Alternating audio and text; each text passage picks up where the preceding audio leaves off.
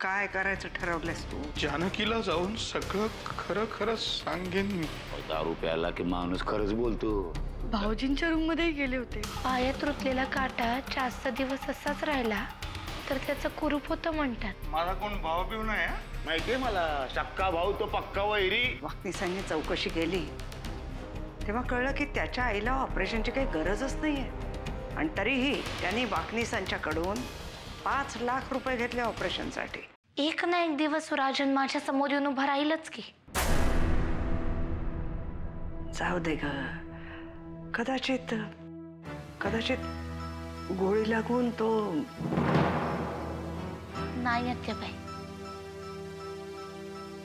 तो जगलाच पाहिजे, निदान माझ्या प्रश्नांची उत्तरं देण्यासाठी तरी. आता संसारात लक्ष घालायचं. घरात कुणी हा विषय काढला ना तर टाळायचा, कळलं?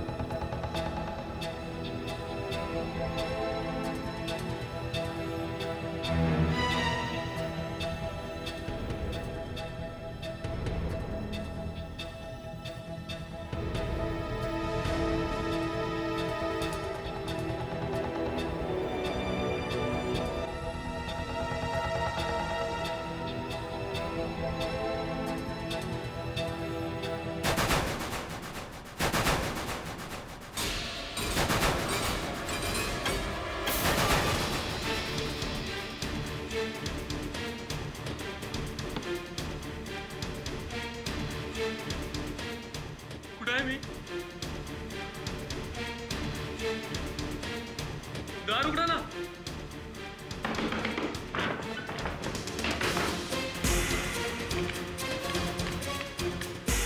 दार उघडा ना.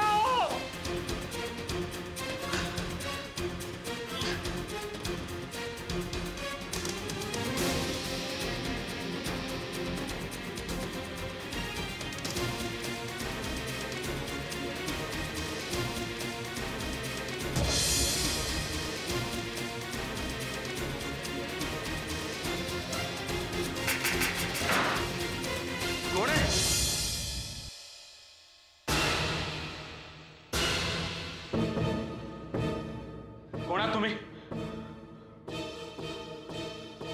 अहो कोणा तुम्ही? अहो तुम्हाला विचारताय कोणा तुम्ही? अहो कोणा तुम्ही? कशा बाई बोंब मारतोय? तुझा ऐकाय कोणी बी नाही इथं. बघा कोणा तुम्ही? मी इथं कुठे आहे? मला असं बंद करून का ठेवलंय? अरे बाबा, आजारी माणसानं एवढे प्रश्न विचारायचे नसत्यात. तू आराम कर, मग नंतर बोलू आपण. बघा मी काही केलेलं नाहीये, विश्वास ठेवा माझ्यावर. अरे ते चर्चा केल्यावर ठरव ना विश्वास ठेवायचं की नाही ते. आता तू आराम कर. या बे, जास्त बोंबला बोंबल करायची नाही. गपगुमान पडून राहायचं काय. हो उघडा ना दार. हो बघा बाहेर काढा मला इथं.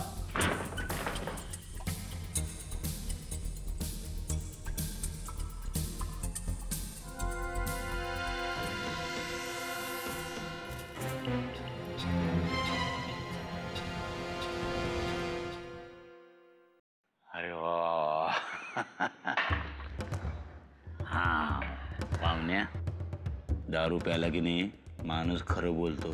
मी नेहमीच खरंच बोलतो. बोल की मग. ते काय खरं बोलतो तेच ऐकायचं रे मला. काय वामण्या गेले काही दिवस बघतोय मी तुझं काय तर हुकल्यासारखं वाटतंय रे. काय अस्वस्थ आहेस तू? काय झालं काय? काय फरक पडतो? खूप फालतू माणूस आहे रे मी. नाही रे बाबा, दारू पिणाऱ्या माणसांनी स्वतःला असं कमी लेखायचं नसतंय. दारूचा अपमान आहे तो. तुला एक सांगू परशू? हे 2 सांग 4 सांग तेच तर ऐकायला बसलोय.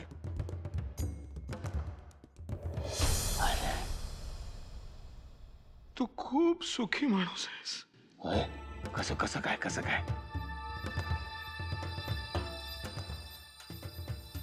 कारण तू खूप निर्लज्ज आहेस. खराय बाबा, निर्लज्जपणा बरा.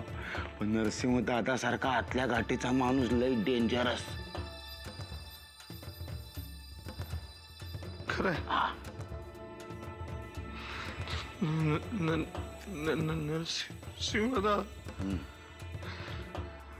खरंय तुझं. कसं कसं काय काय काय केलं काय त्याने असं? नरसिंह दादा, आत्याबाई, वाकणीस. अरे बोल बोल बोल बोल. कानामध्ये जीव आणलाय, प्राण आणलेत माझे कानात ऐकण्यासाठी. बोल बोल. वाकणीचं पुढं काय?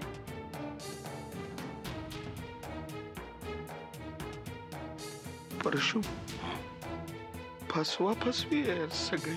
काय सांगतो काय? फसवा फसवी? कुणी कुणाला फसवलं? कुणी कुणाला फसवलं? कुणी कुणाला? ती भवानी माई आहे ना. त्याच्या आईला भवानी आहे का? म्हणजे कहाणी में ट्विस्ट. हा, भवानी काय केलं? भवानीने काय केलं? असं नाही, स्पष्ट स्पष्ट बोल, स्पष्ट बोल. जरा जोर घाल, जोरान जोरान जोरान जोरान स्पष्ट बोल. हा आता बोल. हा, भवानी मैंने काय केलं?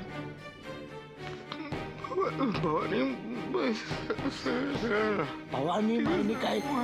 अरे वामण्या, अरे वामण्या, भवानी भवान्या गेलं वाटतं. वामण्या, ए वामण्या. भवानी. हा भवानी. हा भवानी काय झालं? काय? अरे वामण्या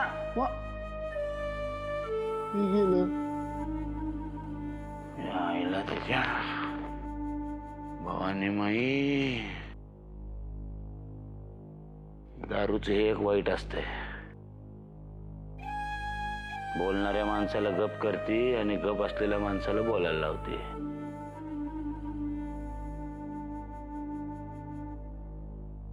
चला चल वामण्या. अरे बाबा,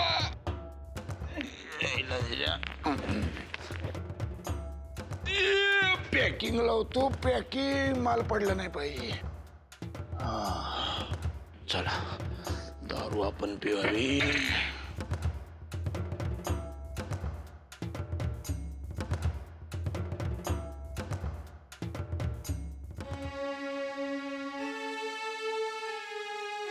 लग्नाआधी काही दिवस त्यांनी माझ्याकडे 10 लाख रुपये मागितले. पण त्यांनी तेव्हाच मला धमकी दिली की हे पैसे जर लग्नाच्या आधी त्याला मिळाले नाहीत तर तो ऐन मांडवात येणार नाही. आपली काही माणसं त्याला जबरदस्तीने आणायला गेली होती. तेव्हा नरसिंहच्या एका कार्यकर्त्याच्या डोक्यात दगड घालून खून केलाय त्यांनी. राजनचा तुमच्या जमिनीवर सुद्धा डोळा होता.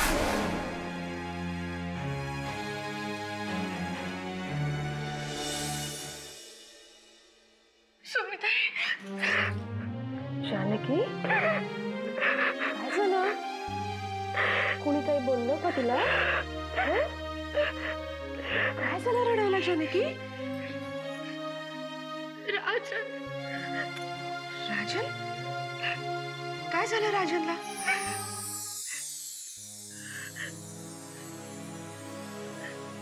का वागला माझ्याशी तो असं? का वागला तो या देव माणसांशी असं? हे बघ जानकी, तुला काय बोलायचंय हे जरा स्पष्ट सांगशील का? मला कळेल असं. आत्याबाईंनी मला सगळं सांगितलंय. राजनचं माझ्यावर नाही, किल्लेदारांच्या मेहरबानीवर प्रेम होतं. माझ्याशी लग्न करण्यासाठी त्यांनी आत्याबाईंकडे 10 लाख रुपये मागितले. असं स्वतः आत्याबाई म्हणाल्या? हो, एवढंच नाही तर गंगा मावशीच्या आजाराचं कारण सुद्धा खोटं होतं. त्यांच्या आजाराचं कारण पुढे करून वाकणे साहेबांकडून यांनी 5 लाख रुपये उकळले. पण तू खात्री केलीस का?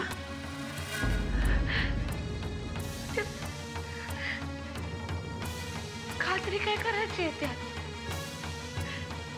पैशासाठी भर मांडवत मला एकटीला टाकून गेलं. पाठीमागे माझं काय होईल याचा विचार पण नाही केला त्याने.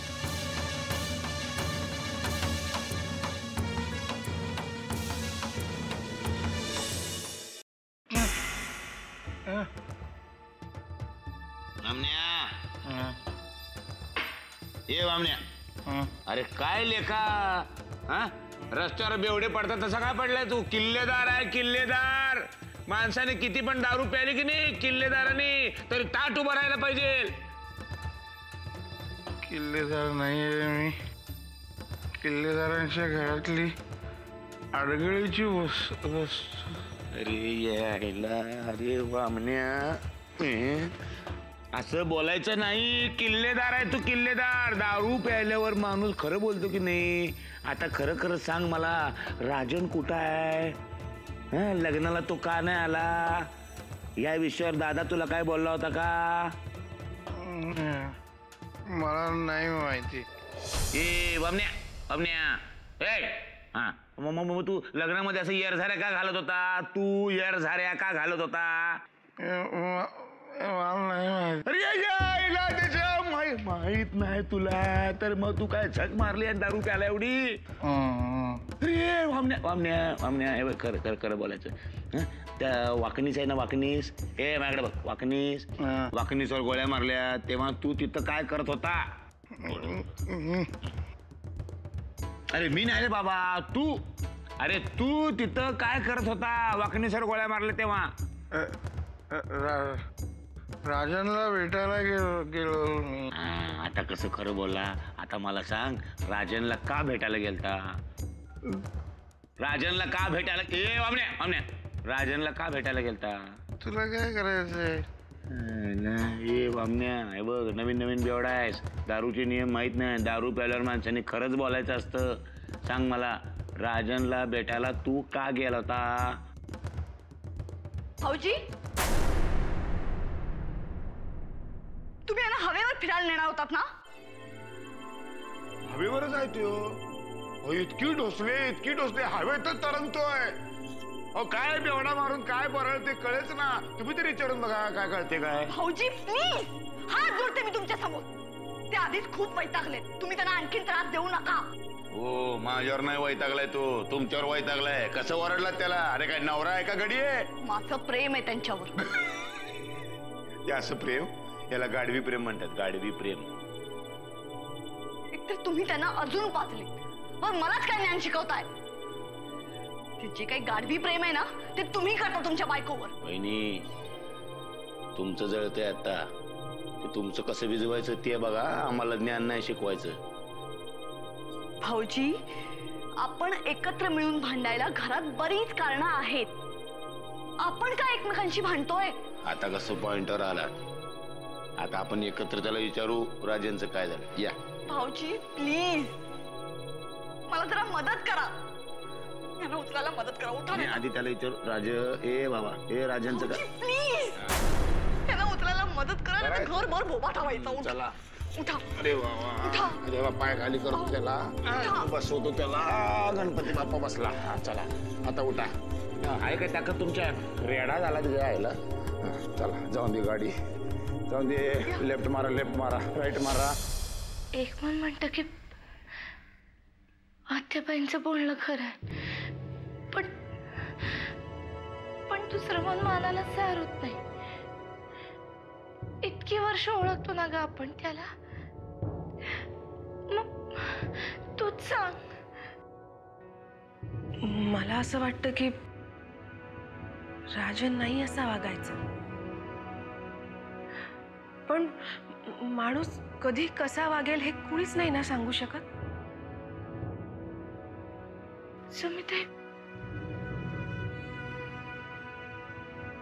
म्हणून तर मला त्याला भेटायचंय ना.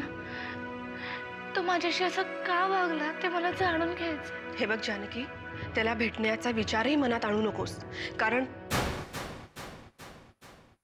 समजा त्याला भेटल्यानंतर. मला कळतंय तुला काय म्हणायचंय ते, पण राजन बद्दल माझ्या मनात तसलं काही नाहीये. आणि त्याच्या मनात तुझ्याबद्दल काही असेल तर.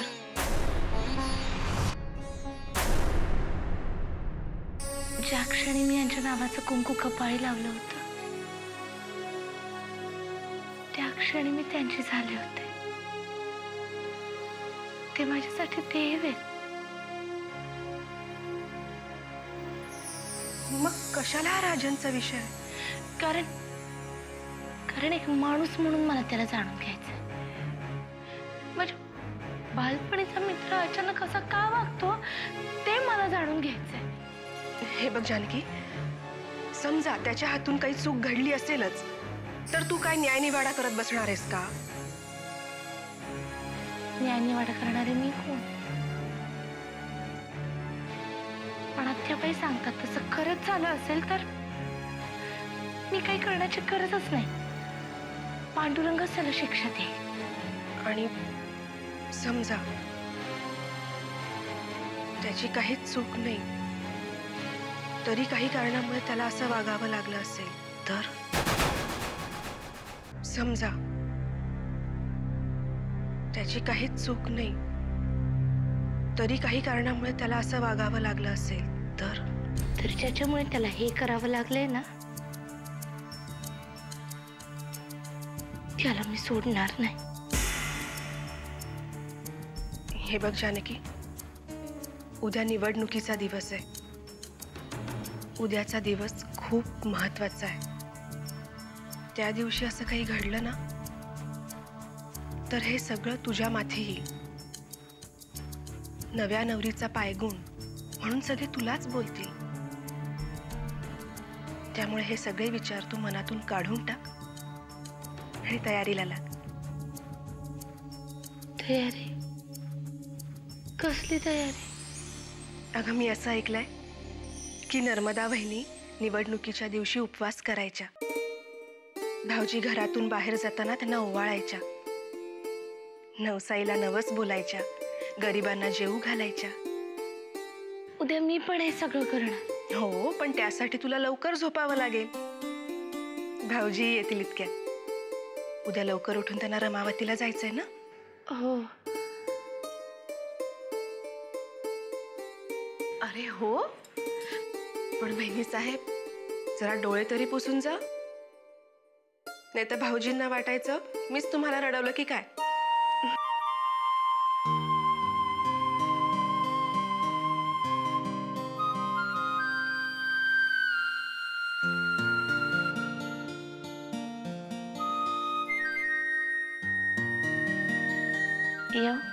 ये.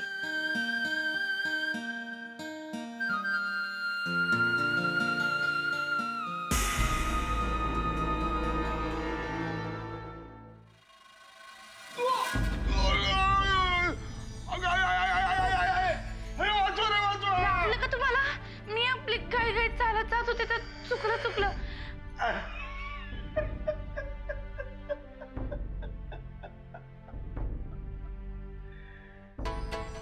लय लागलं रे बाबा वहिनी.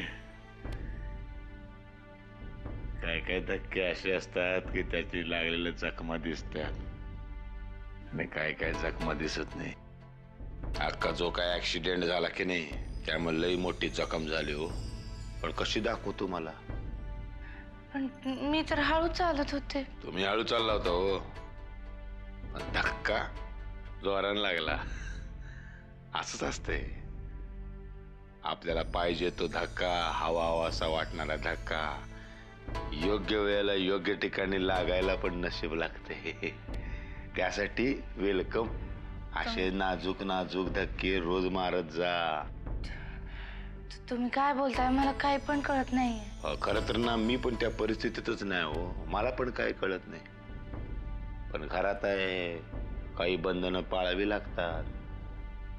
पण एक विनंती आहे विनंती. असे नाजूक नाजूक धक्के रोज मारत जा. म्हणजे काय परकेपणा हळूहळू संपल. हे आले असतील, मी जाऊ का? हो जा जा जा बहिणी जा. लवकर जा लवकर या. असे नाजूक नाजूक धक्के मारून स्वतःचे हाडे खिळखिळे करून घ्यायला लहानपणापासूनच तयार आहे मी. जा.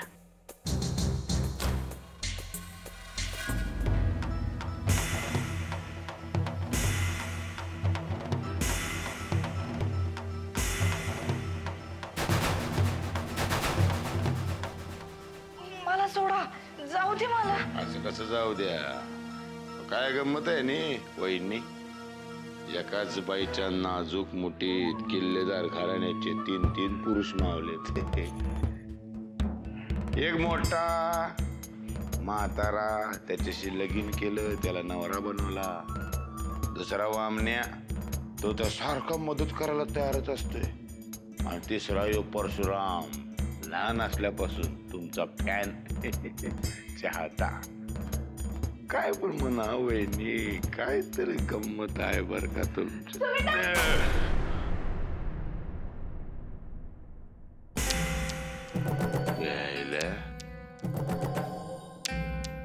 बायकोला घाबरलो मी. काय बायकोच्या मुठीत जातो काय? जाणार जाणार म्हणा.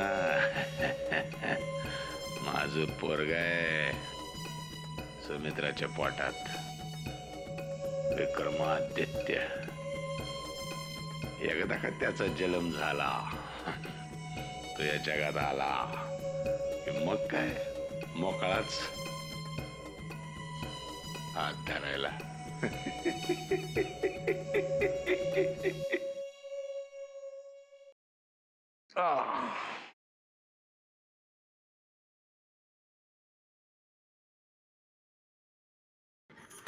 तुम्ही आलात पण मी जरा सुमिताशी बोलत बसले होते ना, म्हणून उशीर झाला मला यायला. तुला कोणी विचारलं का तुला का उशीर झाला? कुठे होतीस? नाही पण मग दूध आणायला उशीर झाला. नकोय मला दूध. मग काही खायला आणू का? भूक नाहीये मला. ती वळकटी घाल तुझी आणि झोप त्याच्यावर गपचूप. आणखीन एक प्रश्न विचारू का? जे काही विचारायचं ते पटापटा विचार. आणि दूध नकोय, खायला नकोय, मग पाणी आणू का? तुला काय वाटलं तू नव्हतीस म्हटल्यावरती मी जाऊन पाणी पिऊन येऊ शकत नाही? मी सुमिताईकडे जायलाच नको होतं. ए बाई तू झोप ना गपचूप. का माझ्या कानाशी भुणभुण भुणभुण चालवलेस? झोप.